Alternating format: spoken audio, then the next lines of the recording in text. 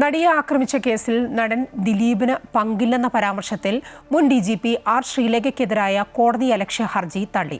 എറണാകുളം ജില്ലാ principal sessions കോടതിയുടേതാണ് നടപടി. യൂട്യൂബിലൂടെയും online മാധ്യമത്തിലൂടെയും നടത്തിയ പരാമർശങ്ങളായിരുന്നു കോടതിയലക്ഷ്യ ഹർജിക്ക് കാരണമായത്. കൊച്ചിയിൽ നടിയെ ആക്രമിച്ച സംഭവത്തിൽ നടൻ ദിലീപിന് പങ്കില്ലെന്ന തരത്തിലുള്ള മുൻ DGP ആർ ശ്രീലേഖയുടെ പരാമർശം കോടതിയലക്ഷ്യമാണെന്ന് ചൂണ്ടിക്കാട്ടിയായിരുന്നു നടിയുടെ ഹർജി. എന്നാൽ ഹർജിക്കാരിയുടെ ആക്ഷേപം കോടതിയലക്ഷ്യ നടപടികൾ കൈക്കൊള്ളാൻ പ്രാപ്തമല്ല എന്ന് ചൂണ്ടിക്കാട്ടിയാണ് എറണാകുളം പ്രിൻസിപ്പൽ സെഷൻസ് കോടതി ഹർജി തള്ളിയത്. നടിയെ ആക്രമിച്ച കേസിന്റെ വിചാരണ വേളയിൽ നടത്തിയ പരാമർശം നടപടിക്രമങ്ങളെ ബാധിക്കുമെന്ന വാദങ്ങളടക്കം അതിജീവിതം നിരത്തിയിരുന്നു. എന്നാൽ അതൊന്നും കോടതി അംഗീകരിച്ചില്ല. 2017 ഫെബ്രുവരി 17-നാണ് കൊച്ചിയിലേക്കുള്ള യാത്രാമധ്യേ വാഹനത്തിൽ വെച്ച് കൊട്ടേഷൻ സംഘം നടിയെ ആക്രമിച്ചത്.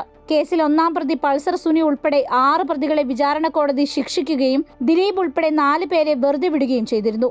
ഇതുമായി ബന്ധപ്പെട്ട അപ്പീലുകൾ ഹൈക്കോടതിയുടെ പരിഗണനയിലാണ്. അമൃത ന്യൂസ്, കൊച്ചി.